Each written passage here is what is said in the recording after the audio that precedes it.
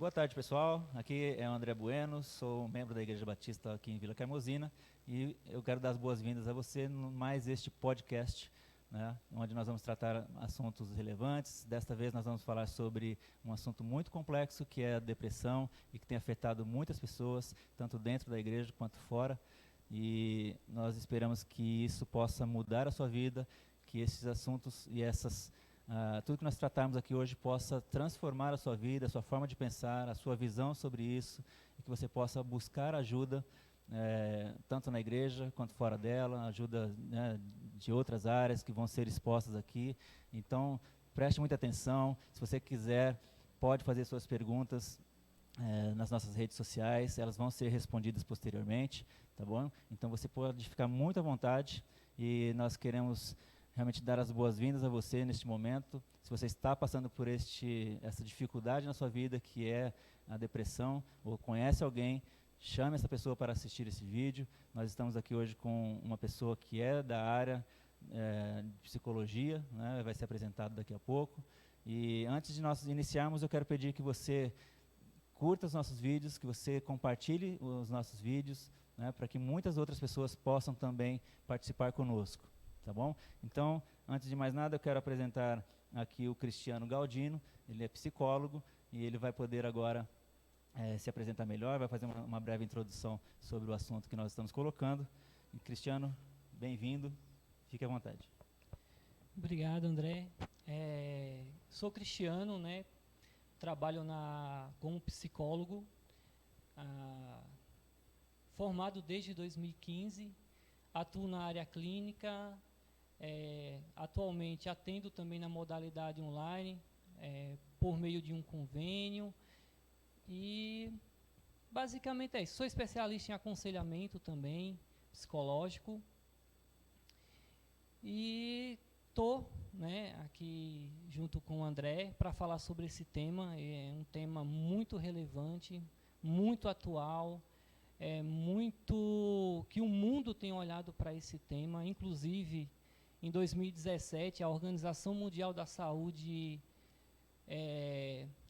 teve a depressão como tema principal para trazer o olhar para esse transtorno, para esse problema, para essa dificuldade, né? E eu achei interessante o lema dele, que é Let's Talk. Não sei se no inglês eu falei certo, mas traduzindo para o português vamos conversar, para justamente trazer para a sociedade essa consciência de que é um tema que precisa ser falado, que é um tema que precisa ser conversado, que existe muito preconceito, muito tabu.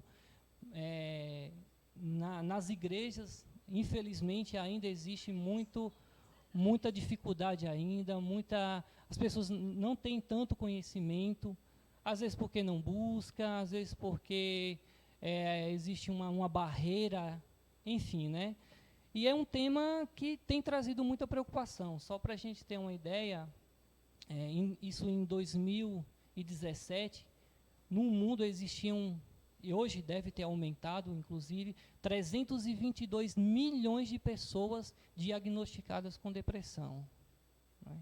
Só no Brasil são 11,5 milhões de pessoas, né? Muita gente, né? São Paulo é quase uma cidade de São Paulo, né? Quase o estado de São Paulo. Mas nesse mapa, nessa quantidade de pessoas que você apontou, existe um estado, por exemplo, né, o estado tendo o tamanho que o maior foco é em São Paulo? Ou existe um estado mais afastado, por exemplo, no Nordeste, ou alguma região do Brasil que tem um foco maior?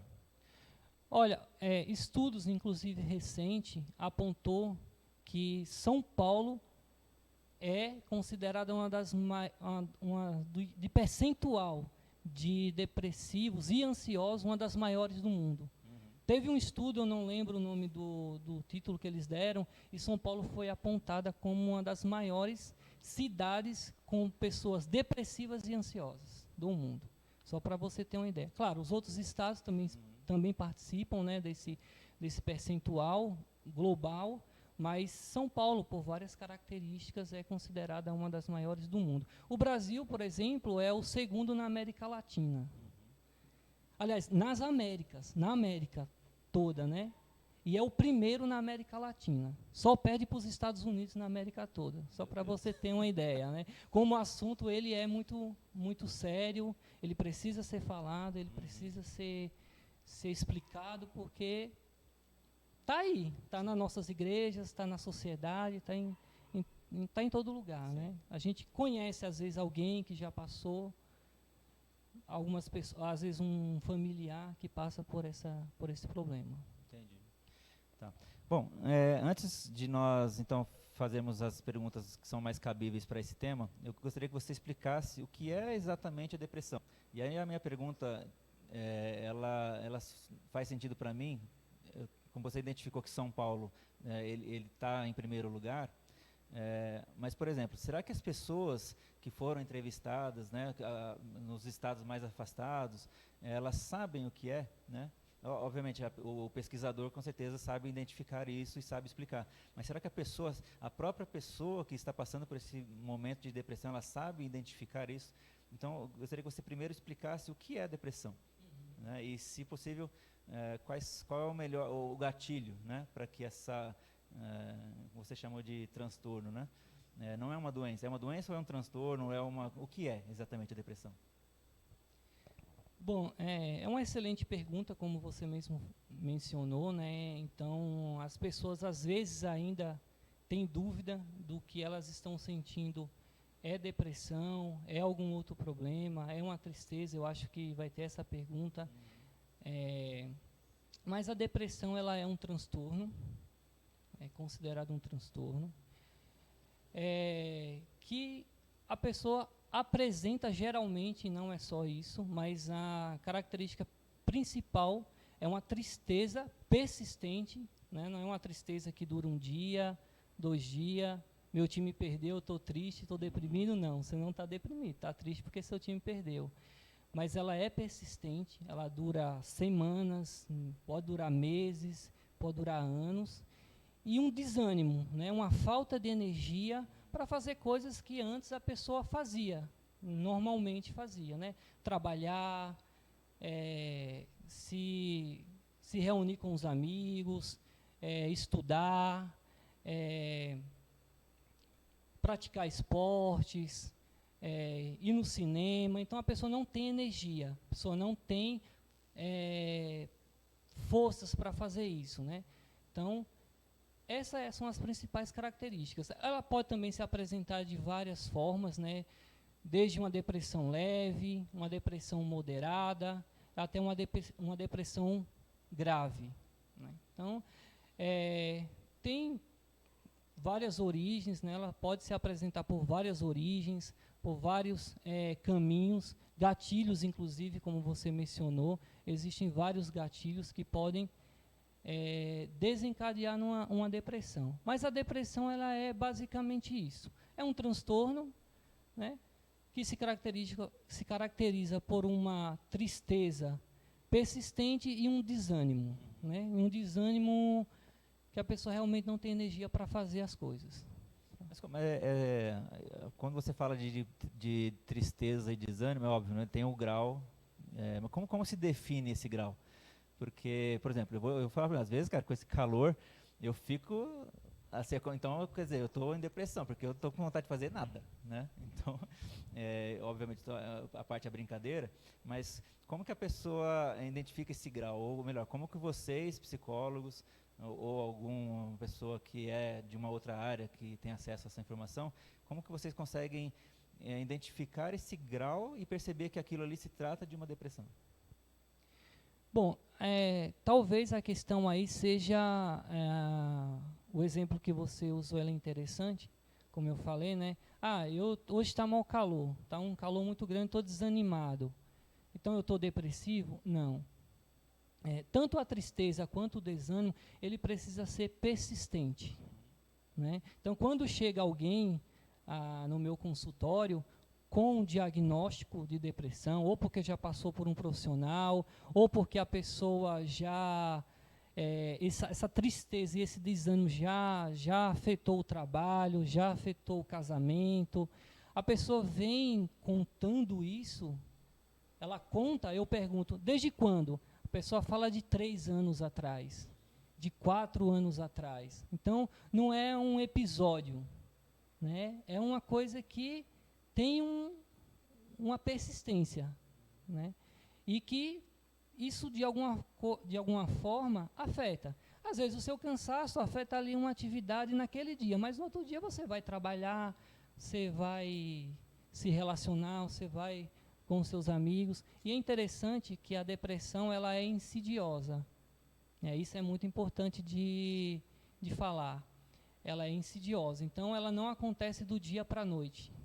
Ela, às vezes, a pessoa demora anos para, às vezes, notar que aquela tristeza, que aquele desânimo, que existem outros sintomas, né? A gente vai talvez falar um pouco sobre isso depois, mas existem outros sintomas. Ela demora um pouco para buscar ajuda porque ela vai ali perdendo, né? Às vezes vai percebendo, às vezes aos poucos, e as pessoas que estão ao redor dela também às vezes não percebem. Isso às vezes demora. Quando chega para o psicólogo, para o psiquiatra, a pessoa já está no fundo do poço. Estado avançado, né? No estado avançado. Então, mas, por exemplo, se eu perceber em um familiar ou um amigo que a pessoa, naquele momento, né, na minha visão, ela pode estar num quadro depressivo, e aí na contrapartida a pessoa vem num negativismo de falar que não, que eu estou bem, né, querendo mascarar, falando que está bem, mas internamente ela está péssima, né, está toda quebrada. Como que a gente lida com isso? Porque eu não posso obrigar você, né, se eu perceber que você está com um quadro depressivo, eu não posso obrigar que você vá no psicólogo, ou que você vá ao médico, ou tente outras soluções. E como que a gente conduz essa situação? Eu, como leigo, né, não tenho formação de psicologia, nem nada ligado a esse assunto. Então, como eu, leigo, lido com uma pessoa depressiva? Voltando à questão que você falou, né, de você percebe que um familiar seu está com depressão, e o que você falou é interessante porque geralmente a gente nota, e é importante estar atento a essas mudanças de coisas que a pessoa gostava de fazer, uma tristeza que a pessoa não apresentava, né, uma tristeza recorrente, e você apontar para a pessoa que eu estou percebendo que você está triste, estou percebendo que você gostava de fazer isso, você não gosta mais. Irritabilidade, que é um dos sintomas de depressão. Isolamento, você saía, você era uma pessoa que ativo, saía com os amigos, ia para o shopping e você não está indo mais. Estar atento a esses sinais é importante demais para você ajudar. Porque às vezes a pessoa percebe, mas realmente ela nega. Não, isso é impressão sua, isso... Não, eu não tenho isso não. Aí, claro, às vezes por conta de um preconceito, da pessoa vai ser vista de uma forma diferente pela família, pela sociedade, pela igreja, né? Tem todo esse estigma, tem todo esse preconceito que às vezes faz com que a pessoa que tenha negue, e negando demore um pouco para buscar ajuda, mas é preciso estar atento. E quando a pessoa realmente não nega, né, apontar. Talvez a pessoa perceba. E outra, ouvir e estar aí, eu estou aqui para te ajudar. Ter empatia, porque às vezes a pessoa vai se abrindo e a pessoa realmente vai cedendo e vai realmente, eu estou assim, eu preciso de ajuda. Entendi. Como você já falou, a gente tinha uma pergunta aqui de quais são os principais sintomas, né? Você já citou os principais aí, que dentre eles a mudança de comportamento das pessoas, né? Que ela era super ativa e de repente largou mão de querer fazer tudo, de querer estar com amigos, com a família e tudo mais. Mas é possível que esta mesma pessoa, ela identifique que ela está nesse quadro sem a ajuda de alguém, sem que uma outra pessoa aponte isso? Ela consegue identificar e buscar ajuda sozinha? Sim, é possível, né? Claro, tem essas dificuldades da questão do preconceito, da visão que o outro vai ter sobre ele, né? Mas ele sabe. ele sabe que ele não está bem. Geralmente o depressivo, ele começa a notar essa tristeza, esse desânimo, essa mudança de comportamento. Ele consegue notar. Às vezes ele esconde muito bem isso, né? Isso é uma dificuldade muito grande de você, às vezes, identificar uma pessoa que é depressiva, porque ela esconde também. Então, às vezes, é comum, ou já aconteceu casos da pessoa, por exemplo, tirar uma foto sorridente, ir num aniversário super alegre e no outro dia tirar a própria vida. Né? Teve um caso de um vídeo que eu assisti que a mulher deu um super aniversário, assim, uma festa de aniversário, e no outro dia foi a despedida. Então, mas é possível sim a pessoa notar. Geralmente a pessoa nota. Entendi. E como que a família, tirando o fato da pessoa se recusar, né, mas como que a família pode abraçar essa pessoa? Como que ela pode ajudar melhor essa pessoa, né, sendo um filho, que às vezes, sei lá, a gente não convive muito com alguns familiares. Mas vamos supor que a gente, no final do ano, né, aquela tia que é sempre alegre, né, que a gente sempre está junto, gosta de falar, gosta muito de dar risada, e aí eu como familiar dela percebo isso, como que eu posso chegar nessa pessoa sem ser indelicado, sem forçar a barra, né, para que a pessoa se retraia, para que ela se esconda? Qual que é a sua dica para que as pessoas também que estão nos assistindo possam chegar com mais facilidade até uma pessoa que tenha esse quadro de depressão? Sim, tem algumas questões que são importantes, né? Você ter e fazer, né? Ao perceber que tem alguém assim na família, um amigo que seja, um irmão da comunidade onde a pessoa está inserido. Primeira coisa claro, né? Sem julgar, sem apontar, sem criar uma barreira maior para que a pessoa possa se abrir, ouvir e apontar. Olha, a gente percebe, a gente está percebendo, às vezes não é só eu que está percebendo, tem outras pessoas que também estão percebendo que você tem mudado o seu comportamento. Seu comportamento já não é mais o mesmo, né? Está acontecendo alguma coisa? A gente pode te ajudar? Você quer falar? Nossa, essa palavra ela é fantástica, assim. Você quer falar? Eu estou aqui para te ouvir. Está acontecendo algo? Isso desarma. Entendi. Isso desarma a pessoa. Geralmente desarma. Porque às vezes a pessoa quer falar, mas às vezes a pessoa tem medo de falar, tem problema para falar por alguma questão. E quando você diz assim, eu quero te ouvir. Por mais que você não seja um profissional da área, mas essa fala, ela é fantástica. E ao ouvir a pessoa, se colocar no lugar dela, ter empatia, né? Falar para ela, eu não consigo te ajudar muito, mas eu estou aqui do seu lado para te ajudar. Você quer ajuda para procurar um profissional, procurar alguém que consiga lidar melhor com esse problema que você está enfrentando, né? A gente vai falar um pouco sobre alguns gatilhos, algumas causas, né? Às vezes um falecimento de alguém próximo à pessoa, a pessoa perdeu o emprego, existem situações, né? Sim. Mas ter essa atitude é fundamental. Isso já é 90%. Entendi. E pela tua experiência como psicólogo, existem mais pessoas procurando a tua área, né? Ou mais pessoas... Existe algum tipo de estudo que mostra para onde mais as pessoas correm? Se vai para o psicólogo ou psiquiatra, né? Não sei quais são as pessoas que atendem, né, nesse caso, mas pela tua expertise, eles procuram mais a sua área ou procuram mais os familiares ou mais os amigos? E existe algum estudo nesse sentido?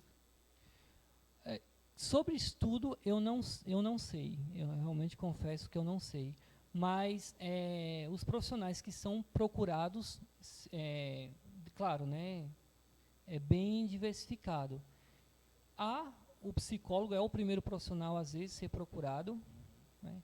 Há casos que o psiquiatra é o primeiro a ser procurado, né? Às vezes é um posto de saúde, né? Eu tinha uns dados aqui, acho que se eu não estiver enganado, a cada 100 pessoas que chegam num posto de saúde, 7 são diagnosticados ou aparentemente há sinais de depressão, né? Então, depende muito, não tem uma regra. E se há estudo, eu realmente não sei.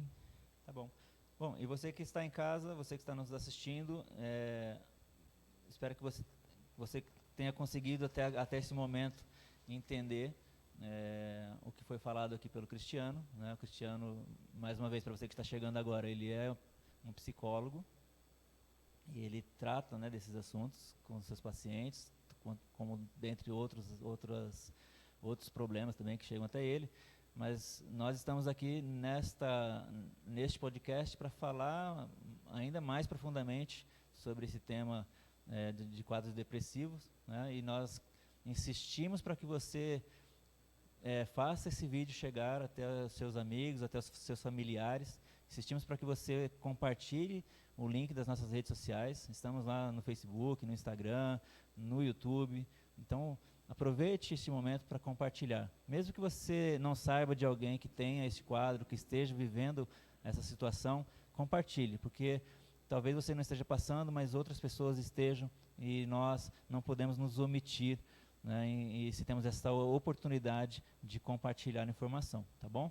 Continuando aqui então com o Cristiano, Cris, existe algum tratamento médico comprovado para tratamento de depressão, ou simples conversa e muita conversa resolve? Sim, a medicação, dependendo do caso da depressão, ela é um auxílio, né? Não é a única forma de tratamento, não é o único braço do tratamento para um depressivo, mas ela é importante.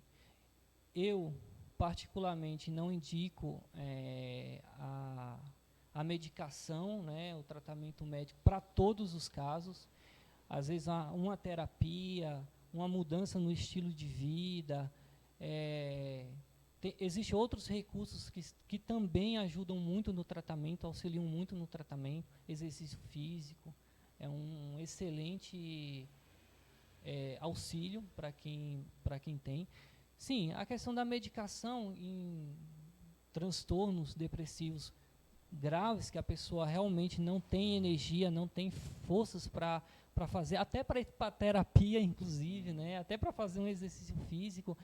Há casos que realmente a medicação ela é um poderoso auxílio, né?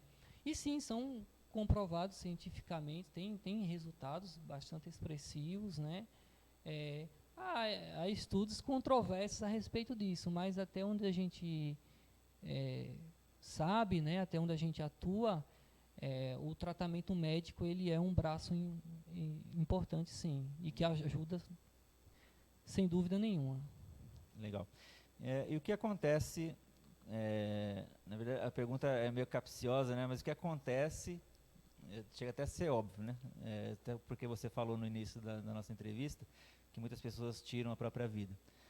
Mas o que acontece quando esse quadro de depressão ele não é revertido? Ele não consegue ser revertido nem pelos medicamentos, não pelo acompanhamento médico, nem pelo acompanhamento de psicólogos.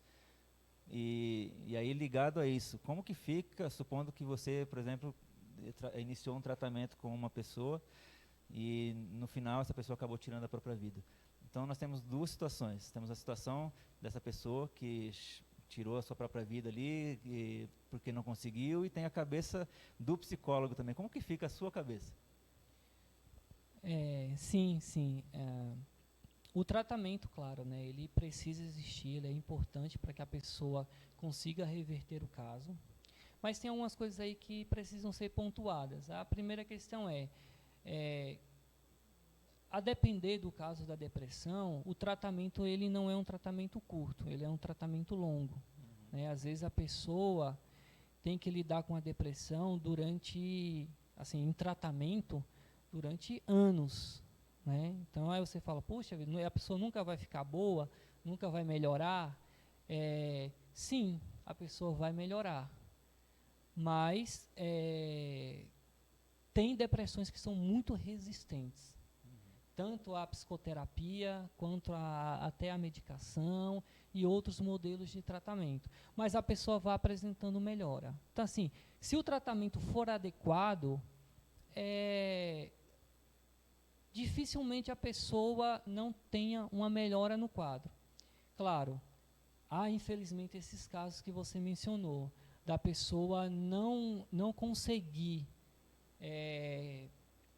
se engajar no tratamento e num ato de desespero, né? E aí tem uma questão do suicídio, não sei se a gente vai em algum outro momento falar só a respeito disso, né?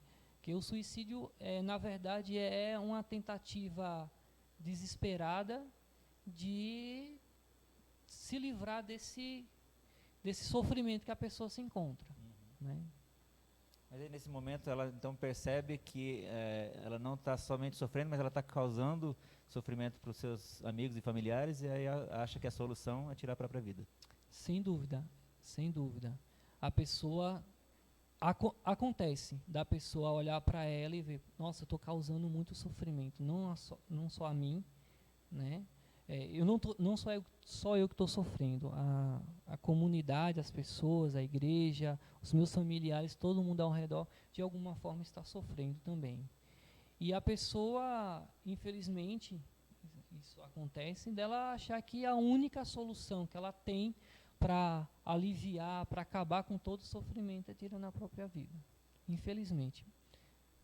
Tem formas de você prevenir o suicídio, de tentar ajudar? Tem. A gente pode falar um pouco sobre isso. Tá. Depois. Isso nós vamos falar numa outra oportunidade, nós vamos aprofundar mais, que é um tema muito complexo, como nós Sim. dissemos, né? Você falou, e nós vamos voltar em outras gravações, né? Então queremos que você continue nos acompanhando, queremos que você traga mais pessoas, e nós vamos aprofundar em detalhes mais ligados a suicídio, ao fato da pessoa, né, o que aconteceu com ela, como que ela chegou nesse ponto, né, se foi a perda do emprego.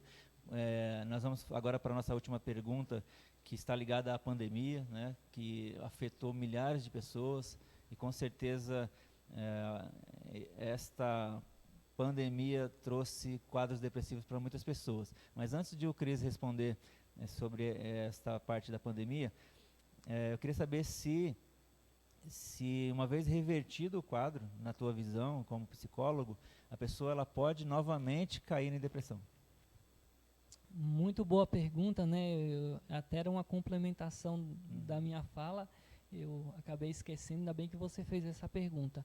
Sim, é possível, inclusive em um dos meus atendimentos, eu peguei uma senhora que teve uma depressão pós-parto, né, que é um dos tipos de depressão, e ela durante 30 anos viveu uma vida normal, tratou a depressão, ficou bem, né, de acordo com ela, e atualmente, né, inclusive nesse período de pandemia, ela começou a apresentar quadros depressivos novamente. Então, é possível sim a pessoa, ao longo da vida, apresentar quadros depressivos, às vezes num intervalo de 10 anos, não tem uma regra, né? Mas a pessoa volta a ter de novo, apresentar de novo quadros depressivos, sim, é possível. Tá, mas aí, nesse caso em que ela já vivenciou uma vez, 2 vezes, você acha que elas conseguem sair com mais facilidade dessa próxima vez que ela se encontra nesse quadro? É mais fácil dela sair? Ou ela encontra mais dificuldade? Ou ela começa a criar aquele muro dizendo que ela nunca mais vai se libertar da depressão? O que você acha? Sim, claro, né? Cada caso é um caso, né? Existem pessoas que, pela sua própria característica, têm mais facilidade de sair.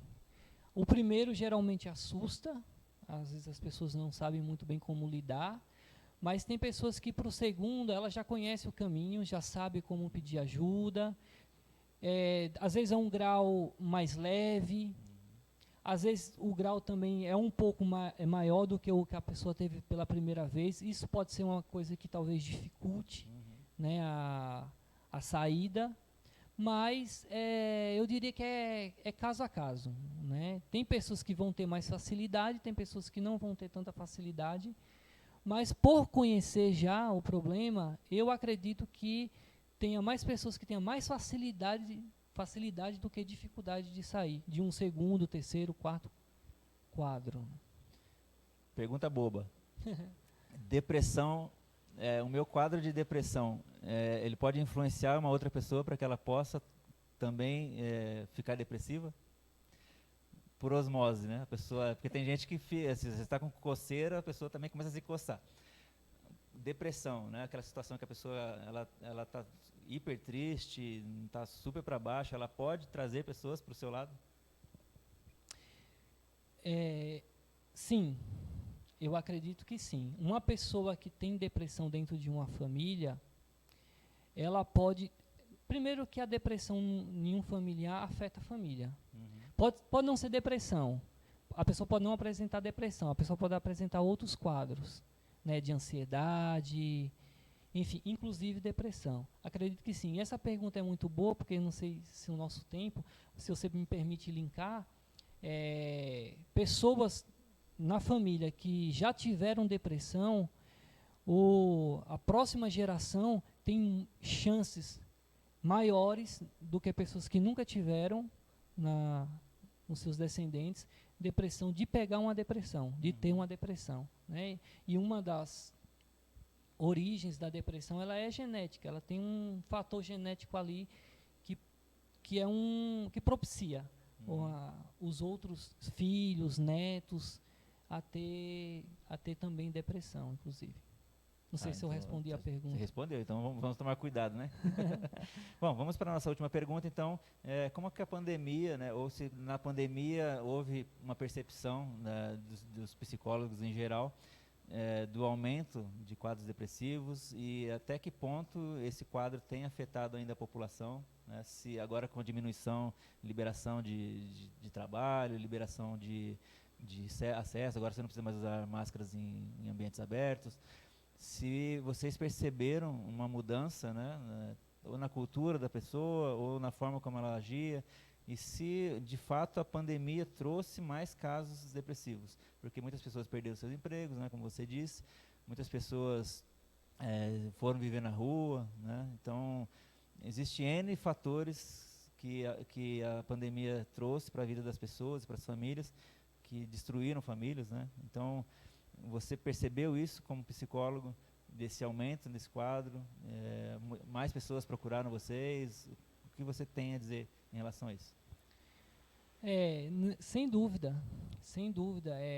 Eu acredito que daqui 1 ano, 2 anos, a gente vai ter um estudo ou alguns dados, né, a respeito de como que a pandemia afetou em termos de... Aí cada área vai fazer aí o seu estudo, mas eu não tenho dúvida nenhuma que a pandemia, o isolamento, a perda do emprego, a perda dos familiares, de algum familiar, enfim, claro, proporcionou um aumento significativo de pessoas depressivas e ansiosas, né? Sei que a ansiedade não é a questão, mas a ansiedade eu acho que eu chutaria que foi muito maior, mas depressivos, sim. Até pelo fato da pessoa se isolar, isso é um fator de depressão, né? É um sintoma de depressão. Então, assim, a pessoa até estava ali, né? De repente saindo de vez em quando, mas aí isolou todo mundo, a pessoa ficou recolhida, né? Perdeu o emprego, perdeu um familiar. Então, e um dos fatores, um dos gatilhos mais fortes para o desenvolvimento da depressão é perda. Perda, né? Perda real, às vezes simbólica, às vezes imaginária, mas perda sim. E a pandemia, de certa forma, houve muitas e muitas perdas, né? Nossa primeira parte da entrevista aqui com o Cristiano Galdino, ele vai voltar com a gente aqui numa próxima oportunidade, em alguns dias. e nós vamos continuar esse assunto, né? Aqui foi só uma introdução, ainda vamos falar muito sobre esses gatilhos, como isso tem afetado não somente as famílias, mas também afetado as pessoas dentro da igreja, né? Que muitas pessoas ainda acham que evangélicos, crentes ou pessoas de determinadas religiões não são afetadas por esse transtorno, né? Eu chamei de doença, é uma doença? Não, é só um transtorno. É um transtorno. Tá. Então, este transtorno, né? Então, continue nos acompanhando, nós vamos ainda soltar esse material para vocês. Faça suas perguntas, nós vamos enviar aqui para o Cristiano, você pode responder, né, para nós. O Cristiano vai responder e nós vamos devolver essas respostas para vocês nas nossas redes sociais. Caso você queira, nos procure aí por e-mail, né, caso você não queira se expor ali na rede social, mas nos procure de alguma forma para que você possa tirar as suas dúvidas, né? Não deixe isso contaminar você ou aumentar. Se estiver com dúvida, procure uma ajuda, procure a ajuda de um amigo, de um parente, do psicólogo. É muito importante que você busque ajuda, tá? Então, continue acompanhando a gente aqui nas nossas redes sociais para que nós possamos te ajudar de alguma forma, tá bom? Então, nós vamos encerrar aqui neste momento essa primeira etapa da nossa entrevista, desse podcast, e você, por favor, compartilhe esse link, compartilhe essas informações, mande para todas as pessoas que você puder e nós estamos à sua disposição, amém? Então queremos encerrar aqui só deixando para você um abraço, deixando para você essa informação de que nós, como igreja, queremos te ajudar, queremos orar por você, queremos orar pela tua vida, orar pela sua família e pedimos que você não se esconda. Busque essa ajuda. Nós vamos, neste momento, fazer uma oração breve para encerrarmos e queremos ver você aqui conosco na próxima entrevista. Então, feche os seus olhos aí onde você estiver e vamos falar com o nosso Deus. Pai querido, obrigado, Senhor, por este momento incrível que tivemos aqui, Senhor Deus, neste podcast, onde podemos, ó Deus, iniciar esta tratativa desse assunto tão polêmico, Senhor, sobre este transtorno que é a depressão.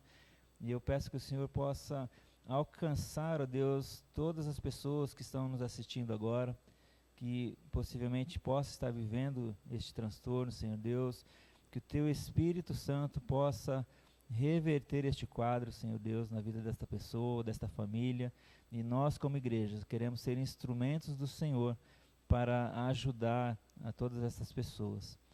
Que o Senhor possa abençoar, ó Pai, a vida do Cristiano, o seu trabalho, que é tão importante na vida das pessoas. Abençoe também a sua família, Senhor Deus. Obrigado, Deus, pela disponibilidade dele, Senhor.